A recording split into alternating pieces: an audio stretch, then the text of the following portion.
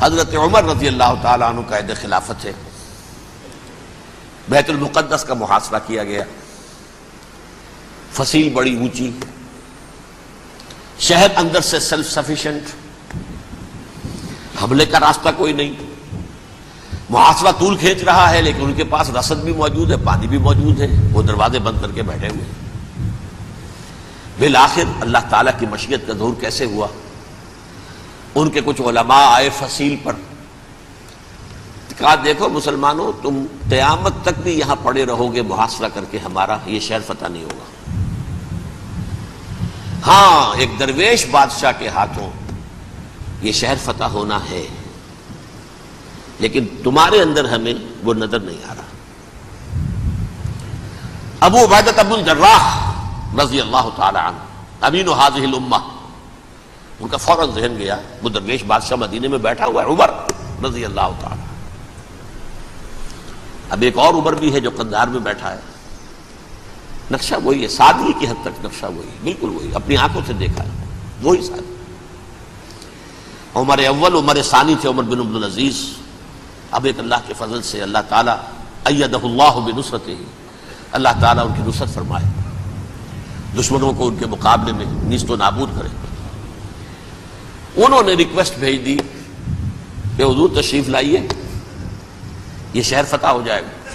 وہ ہے سفر تاریخی، اتنا طویل سفر، تقریباً 700 میل، ایک اونٹ، ایک خادم، ایک منزل پہ امیر المومنین اوپر بیٹھے، خادم آگے چل رہا ہے، اگلی منزل پہ خادم اوپر بیٹھا ہے، امیر المومنین آگے جا رہے ہیں۔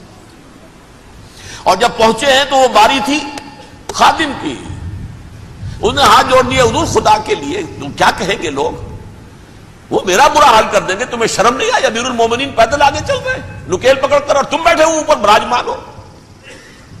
حضرت عمر فرمایا الدور دورک، نہیں باری تمہاری ہے، بیٹھ۔ اس حال میں پہنچے ہیں، اور پھر یہ کہ ابو عبیدہ بن الجراح آئے ہیں، استقبال کیا ہے تو دیکھا ہے اس حال میں چلے آ رہے ہیں، عمر نکیل پکڑے ہوئے چلے آ رہے ہیں، اور کہتے ہیں کہ کہیں کیچڑ ویچڑ تھا، جوتے خراب ہو گئے تھے، وہ بھی اتار کے ہاتھ میں پکڑے ہوئے، کپڑے تو تھے ہی پھٹے ہوئے۔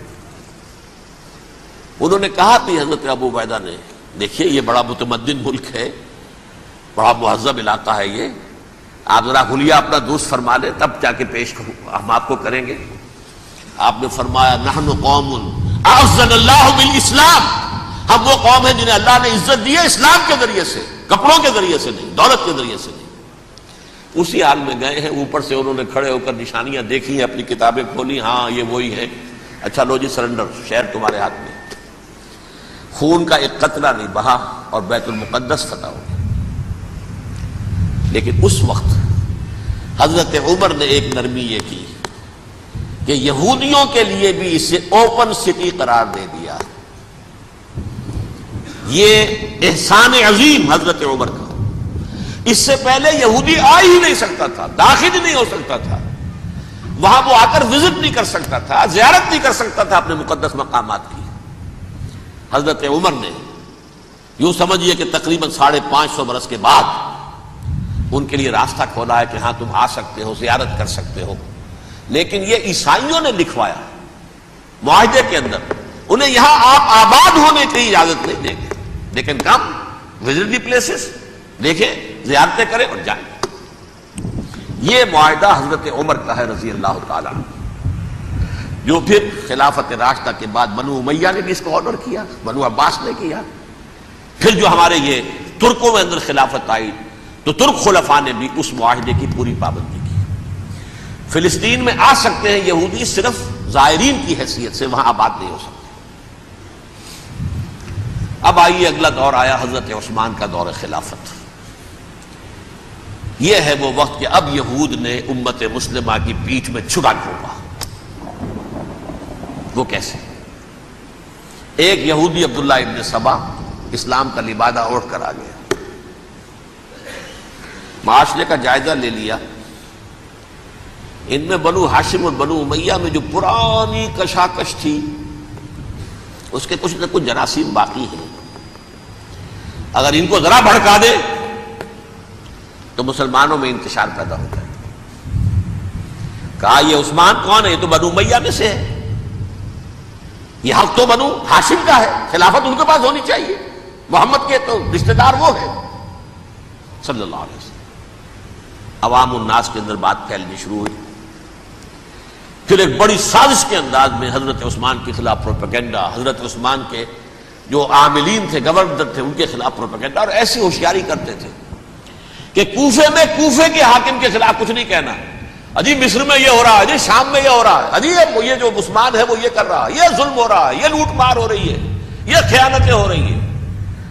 اب نہ تو اس زمانے میں مینز آف کمیونیکیشن، کیسے تصدیق کریں؟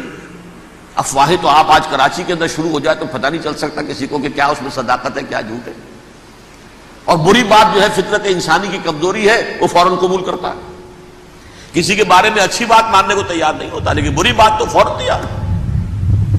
بہرحال یہ فتنہ انہوں نے اٹھایا، حضرت علی کی الوہیت کا فتنہ اٹھایا، حضرت عثمان کے خلاف الفتنۃ الکبریٰ برپا کیا، حضرت عثمان شہید ہوئے۔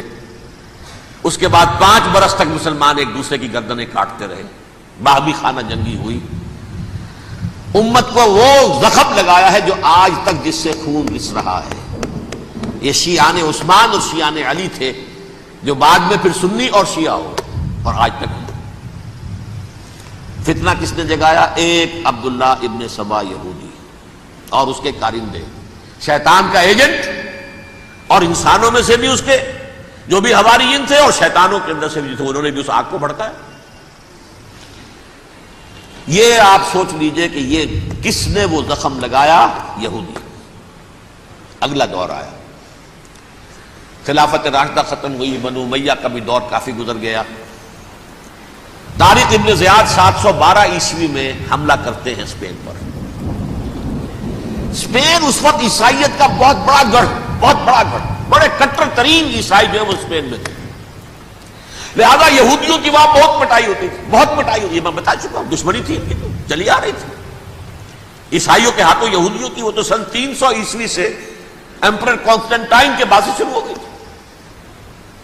اس حوالے سے یہودیوں نے اس وقت چالاکی یہ برتی، کچھ راستے واسطے بتائے، کچھ مدد کی طارق ابن زیاد کی۔ طارق ابن زیاد نے انہیں اپنا محسن سمجھا، ہسپانیہ فتح ہو گیا تو یہودی چونکہ محسنین کی فہرست میں آ چکے تھے، انہیں بہت اقتدار نصیب ہوا، بڑی سپورٹ مسلمانوں نے دی۔ ان کے بڑے بڑے علماء جو اسی دور کے اندر پیدا ہوئے، بڑے بڑے تھنکرز ان کے اسی دور میں پیدا ہوئے۔ بن گوریون جو کہ ایک وزیر اعظم تھا اسرائیل کا، اس نے یہ لکھا اپنی کتاب میں، Muslim Spain was the golden era of our diaspora. وہ ڈائسپورا جو 70 عیسوی سے شروع ہوا تھا اور 1917 عیسوی تک جاری رہا ہے، اس میں سے گولڈن ایرا ہمارا جو تھا وہ مسلم اسپین تھا۔ ہسپانیہ میں بیٹھ کر ہم نے عیش کیے، لیکن وہاں سے انہوں نے اور جو کچھ کیا، یہ تو داستان کے بہت سے گوشے ہیں، لیکن میں جس اسٹریٹ لائن میں چل رہا ہوں اس کے اعتبار سے ایک بات سمجھ لیجیے، وہاں بیٹھ کر انہوں نے اب عیسائیت کی پیٹھ میں چھرا گھونپا، پروٹیسٹنٹ مذہب پیدا کیا، تقسیم کر دیا، جیسے شیعہ سنی کی تقسیم، عبداللہ ابن سبا، رومن کیتھولک اور پروٹیسٹنٹ کی تقسیم، یہودی علماء۔ ہوتا کیا تھا، ہسپانیہ کی یونیورسٹیاں ہیں، کارڈووا میں ہے، ٹولیڈو میں ہے، گریناڈا میں ہے، غرناطہ، قرطبہ، تولیتلا، اور وہاں آتے تھے لوگ، فرانس سے چلے آ رہے ہیں نوجوان پڑھنے کے لیے، جرمنی سے چلے آ رہے ہیں، اٹلی سے چلے آ رہے ہیں، 3 ہی ملک قریب ترین پڑھتے ہیں سینٹرل جو یورپ کے ہیں۔ یہاں پر جو ہے وہ اسلام جو نور پھیلا رہا تھا اس سے بھی مستفیض ہوئے، جہالت کے جو ہے پردے ان کے وہ چھٹے، اس کے ساتھ ہی وہ یہودی وہاں ان کے اندر جو جراثیم داخل کر رہے تھے وہ اس عیسائیت کے خلاف بغاوت تھے جو اس وقت دنیا میں